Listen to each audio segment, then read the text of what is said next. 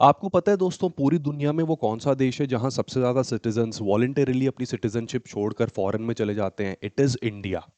और बाहर रहने का मन सबका करता है, सबको फॉरेन में जाकर बसने का बहुत शौक रहता है, डॉलर में कमाने का दिल करता है। लेकिन इमेजिन कीजिए कि आप लंदन में बैठे हैं, आपको या आपके किसी परिजन को एक अर्जेंट हिप रिप्लेसमेंट सर्जरी की जरूरत पड़ जाती है। आप लंदन के रिनाउंड नेशनल हेल्थ सर्विसेज के पास जाते हैं, लेकिन वहां पर आपको पता चलता है कि एक नॉन अर्जेंट सर्जरी के लिए ऑफिशियली 18 हफ्ते का वेटिंग टाइम है, जो रियलिटी में कई बार महीनों या सालों तक खिंच जाता है। अब लंदन की जगह इमेजिन करो कि आप अमेरिका में हैं, वंडरफुल अमेरिका। वहां आपको यदि किसी अपने के लिए हार्ट बाईपास सर्जरी करवानी पड़ती है, डॉक्टर्स आपको बिल थमाएंगे करीब $30,000 का, यानी लगभग 25 लाख रुपए। और उसमें भी इंश्योरेंस डिडक्ट होने के बाद का स्ट्रेस अलग से रहेगा।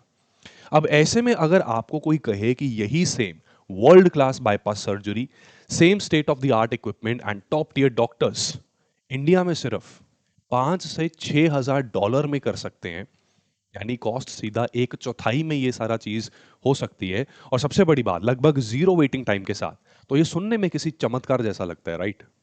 पर ये चमत्कार नहीं है। This is basically a well oiled machinery जिसने आज भारत को ग्लोबल मैप पर एक हेल्थ केयर सुपर पावर बना दिया। दुनिया भर से लोग आज अपना इलाज करवाने हमारे देश में आ रहे हैं। पर क्या ये तस्वीर उतनी ही साफ और परफेक्ट है जितनी कि हमने दूर से नजर आ रही है? या इस चमकती हुई ग्रोथ स्टोरी के पीछे एक ऐसा अंधेरा है, एक ऐसा हिडन क्राइसिस है जिसके बारे में खुलकर कोई बात करना ही नहीं चाहता? नमस्कार दोस्तों, मैं हूं Chandan Sharma, senior faculty at Study IQ, और आप सभी का स्वागत है हमारी सीरीज सीधी बात में। आज दोस्तों इस वीडियो में हम सीधी बात करेंगे, इंडिया के मेडिकल टूरिज्म बूम की बात करेंगे। हम समझेंगे कि कैसे हमारे भारत ने पूरी दुनिया को इस सेक्टर में पिछाड़ना शुरू कर दिया और हम जीत रहे हैं।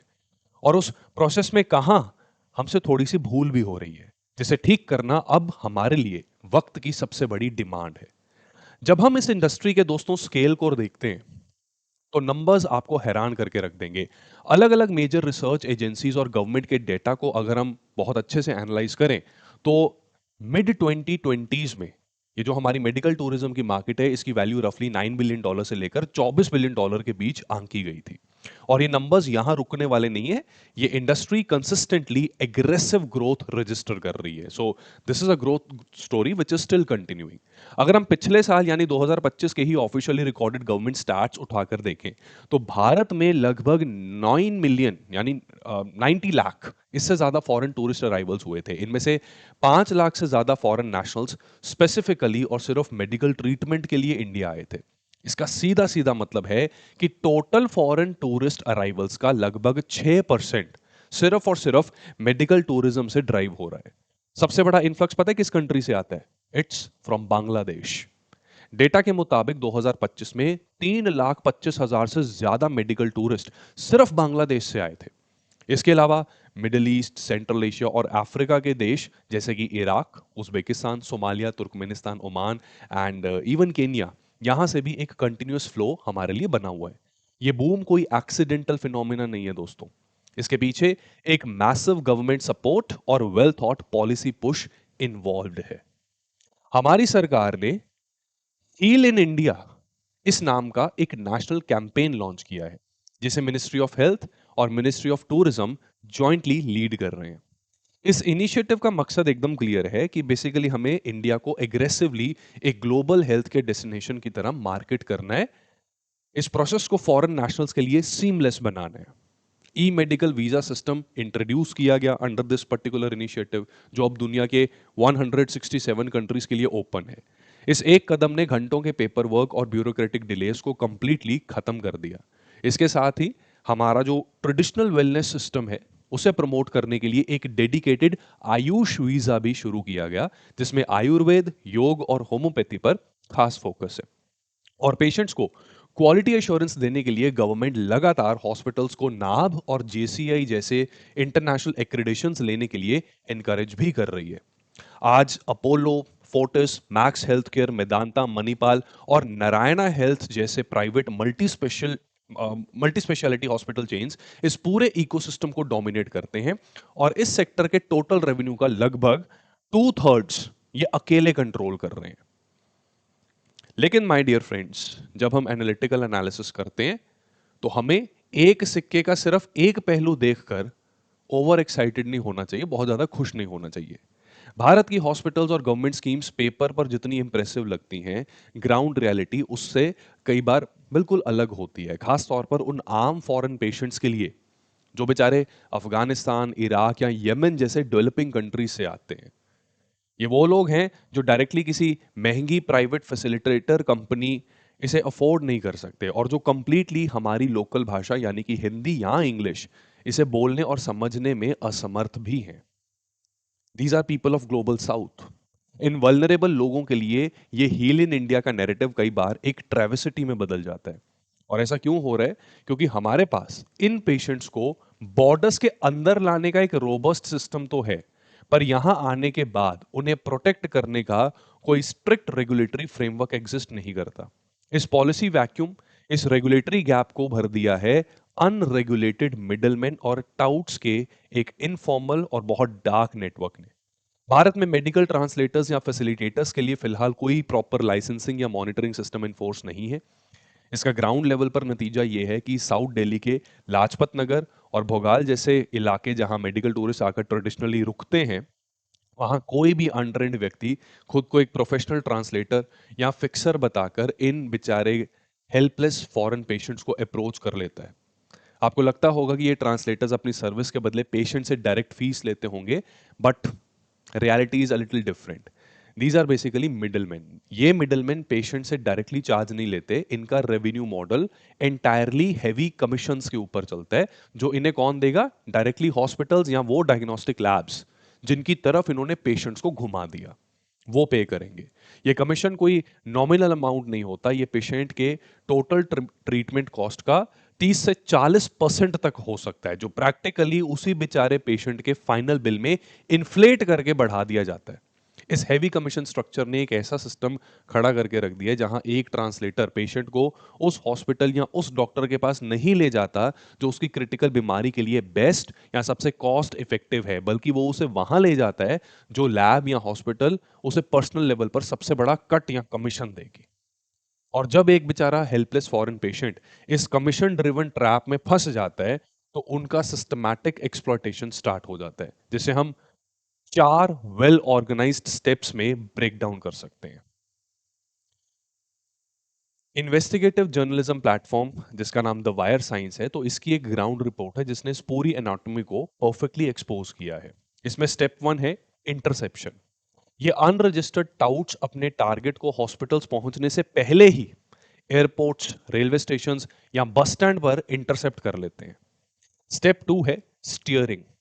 पेशेंट को उसके इलाज की कॉम्प्लेक्स मेडिकल रिक्वायरमेंट के बेसिस पर नहीं, बल्कि कमीशन मार्जिन के हिसाब से स्पेसिफिक क्लिनिक्स या लैब्स में धकेल दिया जाता है। इसके बाद आता है स्टेप 3 यानी इन्फ्लेशन। एक बार सिस्टम के अंदर एंटर करने के बाद पेशेंट्स को उन्हीं एक्सपेंसिव और एक्सटेंसिव डायग्नोस्टिक टेस्ट को दोबारा रिपीट करने के लिए मजबूर किया जाता है, जो वो अपनी होम कंट्री में पहले ही करवा चुके हैं। उन्हें न्यू और हाईली कॉन्ट्राडिक्टिंग डायग्नोज दिया जाता है, जो पहले डायग्नोज था उससे काफी डिफरेंट दिया जाता है, जिसके नाम पर एक्सपेंसिव ट्रीटमेंट्स उन पर थोप दिए जाते हैं जिनकी जरूरत ही नहीं है उन्हें। और जब इन पेशेंट्स को रियलाइज होता है कि उनके साथ फ्रॉड हो रहा है, तब उनका सामना होता है स्टेप नंबर 4 से, that is no recourse. Real case studies पढ़कर आप सच में शॉक हो जाएंगे। यमन से आए एक मकराश नाम का व्यक्ति था, उनके बेटे अब्दुल्ला का केस लीजिए। अराइवल के कुछ ही दिनों के अंदर उन्हें उनकी ओरिजिनल डायग्नोसिस से बिल्कुल ऑपोजिट रिपोर्ट थमा दी गई और उनसे एक्सट्रीमली एक्सपेंसिव लेजर थेरेपी और कीमोथेरेपी की डिमांड की गई। इस सडन हैवी फाइनेंशियल लोड ने उनकी लिमिटेड लाइफ सेविंग्स को प्रैक्टिकली तबाह करके रख दिया। That poor person was left for nothing and बेचारा क्या ही करता। एक और केस अफगानिस्तान की जुबैदा नाम की व्यक्ति गए, उनके बेटे जिन्हें हिंदी इंग्लिश की नॉलेज नहीं थी, राइट, तो उन्होंने हॉस्पिटल के बिलिंग इशू पर उनकी बहस हो गई, डिस्प्यूट करना चाहा, तो हॉस्पिटल मैनेजमेंट ने उनसे डायरेक्ट कम्युनिकेट करने से ही साफ मना कर दिया। उन्होंने कहा कि वो सिर्फ उनके उसी अनरेगुलेटेड ट्रांसलेटर के थ्रू उनसे बात करेंगे एंड जब जुबैदा ने पुलिस स्टेशन में कंप्लेंट करने की कोशिश की तो लोकल पुलिस ने एक फॉरेन नेशनल की कंप्लेंट भी रजिस्टर करने से इनकार कर दिया। तो द वायर साइंस की रिपोर्ट में अफगानिस्तान के एक जर्नलिस्ट हैं रिजवान, इन्होंने तो खुद पर्सनल विटनेस किया है कि कैसे एक ट्रांसलेटर उनके सामने एक अरब पेशेंट की पीठ पीछे उसको हिंदी में गालियां दे रहा था, जबकि उसके सामने उसकी मेडिसिन समझाने का एक नाटक कर रहा था। So there are many such examples, और ये डिस्टर्बिंग सिचुएशंस हमें बहुत डीपली इस बात को रियलाइज करवाती हैं कि जब आप एक अननोन टेरिटरी में होते हैं तो प्रॉपर रेगुलेशन और एग्जैक्ट ऑनेस्ट गाइडेंस का ना होना आपको कितना वल्नरेबल और हेल्पलेस बना सकता है। जिंदगी का ये रूल सिर्फ दोस्तों मेडिकल इलाज पर नहीं, आपके करियर और भविष्य पर भी उतना ही सटीक लागू होते हैं। आगे बढ़ने से पहले मैं आप सभी से कहना चाहूंगा कि अगर आप यूपीएससी की एक सीरियस और डेडिकेटेड तैयारी कर रहे हैं और आप चाहते हैं कि आपका एक भी अटेम्प्ट गलत डायरेक्शन में वेस्ट ना हो, तो स्टडी आईक्यू का P2I यानी प्रीलिम्स टू इंटरव्यू बैच आपके लिए एक परफेक्ट स्ट्रक्चर्ड गाइडेंस सिस्टम है। इस रिगरस क्लासरूम प्रोग्राम ने हर साल 180 से ज्यादा फाइनल सिलेक्शंस दिए हैं, चाहे वो आशीष शर्मा हो जिनका रैंक 12 आया, या दीक्षा पाटकर जिनका रैंक 88 आया। कई बेहतरीन रैंक्स हम अपने हाईली क्यूरेटेड करिकुलम से प्रोड्यूस कर पाए हैं रिपीटेडली। हमारे न्यू बैचेस की क्लासेस 7 जुलाई से स्टार्ट हो रही हैं। अगर आप एनरोल करना के बारे में प्लान कर रहे हैं तो मैक्सिमम डिस्काउंट अवेल करने के लिए you can use the code CS Live। And साथ ही साथ एडमिशन से रिलेटेड आपको कुछ डाउट्स हैं या काउंसलिंग के लिए आप कुछ बात करना चाहते हैं तो सीधा 9240231046 के ऊपर आप टीम को कॉल कर सकते हो। और हाँ, इस सीरीज को अपना प्यार देने के लिए और इस इंपॉर्टेंट मुद्दे की डीप रियलिटी हर उस व्यक्ति तक पहुंचाने के लिए हमारे चैनल को अभी सब्सक्राइब करें और इस वीडियो को अपने सभी ग्रुप्स में शेयर भी जरूर कीजिएगा। अब वापस आते हैं अपने आज के मुद्दे के ऊपर। देखो, परसेप्शन वर्सेस रियलिटी की अब यहां पर बात होनी चाहिए।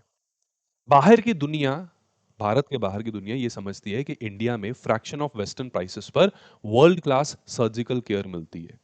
ई मेडिकल वीजा के साथ सब कुछ कंप्लीटली स्मूथ है और पेशेंट को एक सिंगल ट्रांसपेरेंट बिल मिलता है, पर एक्चुअल रियलिटी में हजारों गरीब और वल्नरेबल पेशेंट्स उन अनरजिस्टर्ड टाउट्स के शिकंजे में फंस जाते हैं जो 30 से 40% का कमीशन खाते हैं।